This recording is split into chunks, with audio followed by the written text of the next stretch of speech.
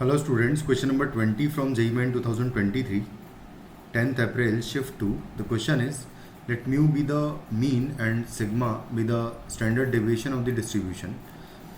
And sigma square basically variance होगा जिसका value हमको निकालना है यहाँ पर देखो, और समेशन ऑफ एफ आई हमको गिवन है कि 62 है, तो आपको इस एक्सप्रेशन का वैल्यू निकालना है, इस एक्सप्रेशन के ग्रेटेस्ट इंटीजर का बेसिकली वैल्यू निकालना है। तो सबसे पहले तो समेशन एफ आई गिवन है हमको 62, तो इन सबको सारे एफ आईज को ऐड करके इक्वल टू 62 करके हम यहाँ से के की वैल्यू निकालेंगे। तो देखो के स्क्वायर के स्क्वायर के स्क्वायर यानी कि ये हो जाएगा 3k स्क्वायर। उसके बाद के को ऐड करें तो k plus 2k 3k and plus k 4k हो जाएगा ये। उसके बाद फिर 2 minus 2 and minus 1, sorry 2 minus 1 and minus 1 तो 0 हो जाएगा, बचेगा 1 माइनस 3 माइनस 2 हो जाएगा यहाँ पर, और ये इक्वल टू है 62।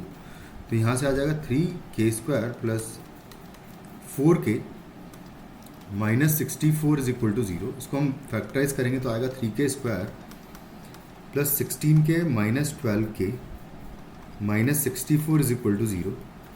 यहाँ से अगर मैं k कॉमन लूँगा तो बचेगा 3k प्लस 16 और माइनस यहाँ से 4 कॉमन लेंगे अगर तो आएगा 3k plus 16 is equal to 0। तो k का वैल्यू यहाँ से बेसिकली 4 आ रहा है, क्योंकि k का वैल्यू माइनस 16/3 जो आ रहा है यहाँ से, इसको हम एक्सेप्ट नहीं करेंगे क्योंकि k का वैल्यू इंटीजर तो होना ही चाहिए पॉजिटिव। तो इस वजह से k का वैल्यू 4 ले लेंगे। k का वैल्यू 4 पुट करके हम ये सारे फ्रिक्वेंसीज निकाल लेंगे। देखो तो सबसे पहले तो मैं यहाँ पर टेबल बनाऊँगा, तो ये xi, यहाँ पर fi एंड यहाँ पर xi इंटू fi का वैल्यू लिखेंगे हम लोग, और बेसिकली xi इंटू fi का वैल्यू की ज़रूरत तो है ही नहीं मुझे, तो रहने देंगे, फिर इसको हम निकालेंगे ही नहीं। वो ज़रूरत क्यों नहीं है मैं बताता हूँ थोड़ी देर में। तो हम सबसे पहले तो xi का वैल्यू निकाल रखेंगे हम, तो 0 1 2 3 4 और 5 है xi का वैल्यू। जब यहाँ पर k का वैल्यू 4 पुट करूँगा तो ये 6 हो जाएगा, तो सबसे पहला 6 आ जाएगा यहाँ पर। यहाँ पर k की वैल्यू 4 पुट करेंगे तो 8 हो जाएगा ये। 4 का स्क्वायर माइनस 1 15 हो जाएगा ये, नेक्स्ट भी 15 है, और यहाँ पर 17 आएगा क्योंकि k स्क्वायर प्लस 1 लिखा है, और k माइनस 3 का वैल्यू 1 हो जाएगा।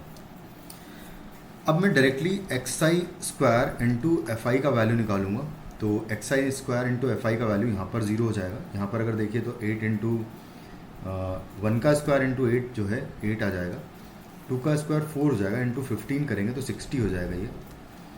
3 का स्क्वायर इज़ 9 इंटू 15 करेंगे तो 135 आएगा।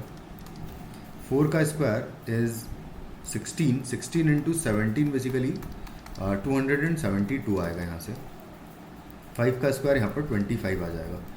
बस इन सब का समेशन कर लेंगे अगर, तो हमारे पास सिग्मा स्क्वायर का जो फॉर्मूला होता है वो होता है summation xi square F I divided by number of elements होता है, माइनस सीधा म्यू स्क्वायर लिख दूंगा मैं, मीन का स्क्वायर होता है। इस मीन के स्क्वायर को तो मैं इधर ले आऊँगा क्योंकि इस पूरे एक्सप्रेशन की ही मुझे वैल्यू निकालनी है कि summation xi square into F I divided by n which is 62, अभी रख देंगे चलो है ना। 62 यहाँ पर समेशन ऑफ एफ आई है, और इनका सम निकाल लेते हैं। ये हो जाएगा 68 और इन दोनों को ऐड करेंगे तो 160 हो जाएगा ये, एंड 68 है एंड 272 है। जब इनको ऐड करेंगे तो ये 0 हो जाएगा यहाँ पर, 1 कैरी, 6 6 12 और 1 13 प्लस 7 हो जाएगा 20, तो 2 कैरी हो जाएगा फिर, और ये 5 हो जाएगा। तो बेसिकली 500 यहाँ से आ जाएगा, तो ये हो जाएगा वैल्यू 500/62 हो जाएगा। बस इसका ग्रेटेस्ट इंटीजर चाहिए तो डायरेक्टली मैं ग्रेटेस्ट इंटीजर ही लिख देता हूँ इसका मैं। तो इसका ग्रेटेस्ट इंटीजर हमें निकालना है। इसको अगर डिवाइड करें तो 60 से एक बार देख ही लेते हैं कितने टाइम्स हो रहा है। तो 60 से अगर देखें तो 60 से 6 या 18, ठीक है, 6 24 6 5 30 6, एटलीस्ट 7 या 8 टाइम्स तो जाएगा। तो 62 इंटू 8 अगर एक बार करें तो ये होगा 8 दूनी 16 6 और 8 6 48 और 1 49, तो 49 आएगा, तो 496 आ गया। हाँ सही है, तो 8 टाइम्स जाएगा ये एग्जैक्टली, मतलब एग्जैक्टली तो नहीं बट ये 8 पॉइंट समथिंग कुछ वैल्यू आएगी यहाँ पर, 8.02 साइन टाइप की कुछ, अगर जो भी हो, पर हमको तो ग्रेटेस्ट इंटीजर से मतलब है, तो बेसिकली ये 8 प्लस वैल्यू है, ऐसा लिख देता हूँ मैं।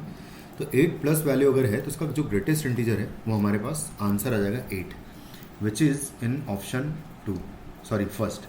Thank you.